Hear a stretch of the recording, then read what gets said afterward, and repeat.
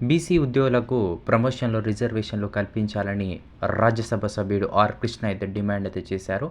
కేంద్ర, రాష్ట్ర ప్రభుత్వాల్లోని బీసీ ఉద్యోగులకు ప్రమోషన్‌లో రిజర్వేషన్‌లు కల్పించాలని బీసీ సంక్షేమ సంఘం జాతీయ అధ్యక్షుడు, రాజ్యసభ సభ్యుడు ఆర్. కృష్ణయ్య డిమాండ్ చేశారు. కేంద్రంలో ఖాళీగా ఉన్న 16 లక్షల ఉద్యోగాలను భర్తీ చేయాలని, పార్లమెంట్లో బీసీ బిల్లు పెట్టాలని, బీసీల డిమాండ్ల సాధనకి నెల 29న చలో కడప చేపట్టినట్లు తెలిపారు. సోమవారం విద్యానగర్లోని బీసీ నగర్లో ఈ యొక్క సంక్షేమ సంఘ జాతీయ కన్వీనర్ గుజ్జ కృష్ణ అధ్యక్షతన బీసీ ఉద్యోగుల సమావేశం అయితే జరగడం జరిగింది.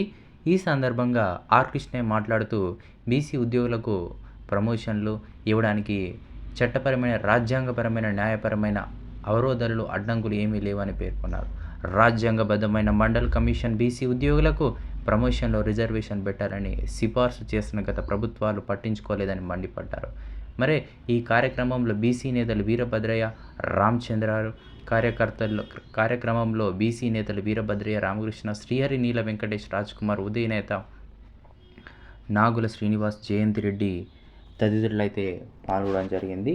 మరి గత కొన్ని రోజులుగా బీసీలకు రిజర్వేషన్లపై ఆర్. కృష్ణ అయితే మాట్లాడుతూ ఇప్పుడు కూడా బీసీ ఉద్యోగులకు ప్రమోషన్ రిజర్వేషన్లు కల్పించారు, లేకపోతే కొన్ని నిదానాలు చేస్తామని కూడా చెప్పుకోవచ్చు. మరి చూడాలి ప్రభుత్వం ఎలా స్పందిస్తుందనేది.